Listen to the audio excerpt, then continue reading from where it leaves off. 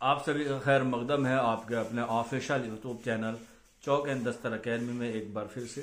और आज आप लोगों के लिए बहुत अहम वीडियो लेके मैं हाजिर हुआ हूँ। इससे पहले हम लोगों ने बात की थी DSSB TGT की UR सीट को लेके और उसके साथ साथ DV को लेके। तो उस पर जो काम है यानी कि UR की सीट इंक्रीज होना, DV कब तक होना, या और जो हमारा अहम मुद्दा था वो था एज रिलैक्सेशन को लेके। उस पर जो है वो अभी काम चल रहा है। जैसे उस पर कोई नया अपडेट आता है तो आप लोगों को जो है वो इन्फॉर्मेशन जो है वो उसके ताल्लुक से जो है वो प्रोवाइड कराई जाएगी। हालांकि बहुत सारे लोग हैं जो इस मुहिम में लगे हुए हैं, चाहे वो उर्दू के हों, पंजाबी के हों या और दिगेर मजमून के हों यानी कि सब्जेक्ट के हों, सभी जो है वो अपने अपनी तरफ से जो है वो एफर्ट जो है वो उसमें डाल रहे हैं कि एज रिलैक्सेशन जो है वो थोड़ा सा इंक्रीज हो जाए। मेल फीमेल की जो एज क्राइटेरिया है उसमें जो है वो थोड़ी सी और हमें क्या मिल जाए, छूट मिल जाए। जो एज क्राइटेरिया पहले था उसको जो है वो थोड़ा सा इंक्रीज किया जाए, 35, 36 या 40 जो है वो कर दी जाए, जिससे आने वाले वक्त में जो है वो टीचर जो है वो बन सके और जिनकी उम्र पूरी हो चुकी है उनको जो है वो एक मौका जो है वो मिल जाए। कुछ बच्चे जो है वो अभी DOE गए थे, कुछ बच्चे DSSB भी गए, कुछ बच्चे जो है वो पॉलिटिकल अप्रोच अपनी लगा रहे हैं। जैसे भी उनसे मुनासिब हो सकता है वैसे वो जो है वो काम कर रहे हैं। और अगर इनसे काम नहीं बनता है एक प्रोसेस के तहत तो फिर दूसरा हमारे पास मौका है, या कह सकते हैं दूसरा हमारे पास एक ऑप्शंस है और वो है कोर्ट केस का। तो बच्चे जैसे ही उस पर हम लोग बात करेंगे, आप लोगों से गुफ्तगू करेंगे, तो उस पर जैसे भी डिसीजन होगा आप लोगों को जो है वो ज़रूर बताया जाएगा। अभी जो है वो सिर्फ हम लोग जो है वो सिर्फ प्रोसेस कर रहे हैं कि बात जो है वो एक बातचीत से या एप्लीकेशन से ही जो है वो हो जाए। हालांकि आज 9 तारीख है और 9 तारीख से जो है वो आपके फॉर्म भरने जो है वो स्टार्ट हो गए हैं। DSSB TGT के अलग अलग सब्जेक्ट के उसमें जो है वैकेंसीज आई हैं।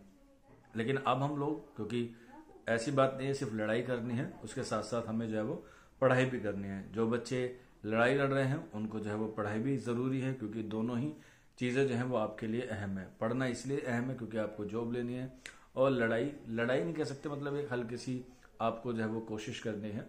तो उसमें भी जो है वो आपको आगे बढ़ कर जो है वो हिस्सा लेना, ताकि और बच्चों को भी जो है वो भला हो सके। तो जो बच्चे एलिजिबल हैं उनके लिए मैं थोड़ी सी मालूमात आप लोगों को बता देता हूँ कि आप लोगों ने DSSB TGT का जो है वो रजिस्ट्रेशन करना है। रजिस्ट्रेशन प्रोसेस बहुत इजी होता है, उसमें 1 टाइम रजिस्ट्रेशन होता है। उसके बाद आप लोग जो है वो उसमें कोई भी जो है वो करेक्शन नहीं कर सकते, तो इसलिए बड़े इत्मीनान से जो है वो आप उसका रजिस्ट्रेशन कीजिएगा। रजिस्ट्रेशन करने के बाद आपको जो है उसमें कुछ बेसिक डिटेल मांगी जाएगी, आप उसे जो फिल कर सकते हैं। हालांकि UR की सीट नहीं है, ये एक बड़ा नुकसान है। हालांकि इस बारे में भी जो है बच्चे बात कर रहे हैं। जो अदर स्टेट के बच्चे हैं वो भी ग्रुप पे जुड़ेंगे, तो उनसे भी जो है वो सजेशन मांगे जाएंगे और आप लोग भी जो है वो अपने सजेशन देकर जो है वो अपनी बात को रख सकते हैं। ग्रुप का लिंक आपको नीचे डिस्क्रिप्शन में मिल जाएगा। तो ये हुई आपको फॉर्म भरने की। अब फॉर्म भरने से पहले एक स्टेप होता है और वो होता है एलिजिबिलिटी, कि एलिजिबिलिटी क्या है। तो अगर हम लोग बात करें उर्दू वाले बच्चों के लिए, क्योंकि सबसे ज़्यादा कन्फ्यूजन जो है वो मेरे ख्याल से उर्दू वाले तालिब इल्मों को ही होता है, तो इसमें आपके पास BA और B.Ed होना ज़रूरी है। इसके अलावा जो है वो CTET आपसे मांग गया है, और वो CTET जो है वो पेपर 2 आपके पास क्वालिफाइंग होना ज़रूरी है। ग्रेजुएशन में आपके पास एज आ सब्जेक्ट उर्दू होना ज़रूरी है, चाहे वो आपका ऑनर्स हो, चाहे वो आपका प्रोग्राम हो, चाहे वो आपका BA पास हो, आपको जो है वो उर्दू उसमें पढ़ा होना चाहिए। कम से कम 2 साल आपके पास उर्दू होना चाहिए, और अगर आपका सेमिस्टर वाइज है तो कम से कम 4 सेमिस्टर आपके पास होने चाहिए, या फिर आपके पास 200 मार्क्स का उर्दू का पेपर होना चाहिए BA के 3 सालों में, किसी में भी। पहले दूसरे में भी हो सकता है, दूसरे तीसरे में भी हो सकता है, या फिर पहले और तीसरे में भी हो सकता है, लेकिन उर्दू जो है वो ग्रेजुएशन में जो है वो होना चाहिए, ज़रूरी है। एडिशनल किया है तो आप लोग जो है वो एलिजिबल नहीं होंगे, या आपने जो है वो सिंगल सब्जेक्ट से किया है तो भी आप जो है वो एलिजिबल नहीं होंगे।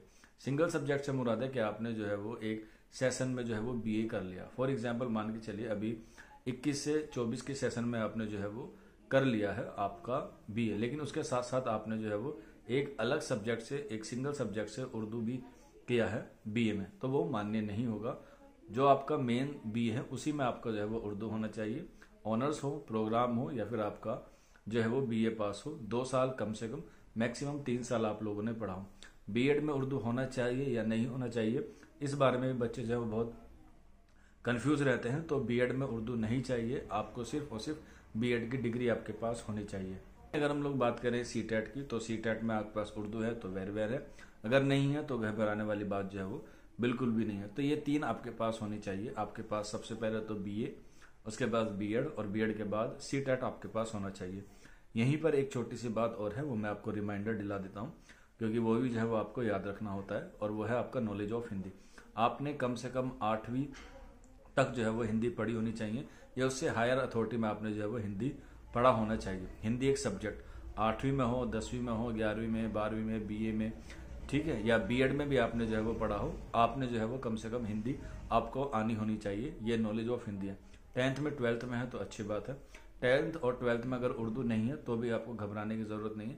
सिर्फ आपको जो है वो बीए में क्या होना चाहिए, उर्दू होना चाहिए। तो ये आपकी क्या होगी, एक एकेडमिक क्वालिफिकेशन होगी। एज के बारे में आपको पहले से ही मालूम है, 30 साल जो है वो उसमें कर दी गई है मेल और फीमेल की। हालांकि ओबीसी वालों को, जो उनका SC ST वालों का हो, उनको अपनी कैटेगरी के हिसाब से जो है वो रिजर्वेशन मिला हुआ है। हालांकि इसी पर जो है वो अभी क्या चल रही है, बात चल रही है। इस पर उम्मीद है कोई एक अच्छा रिजल्ट आएगा, कोई एक अच्छा पॉजिटिव रिस्पॉन्स आएगा, तो आपको उसके बारे में जो है वो इन्फॉर्मेशन जो है वो मिल जाएगी।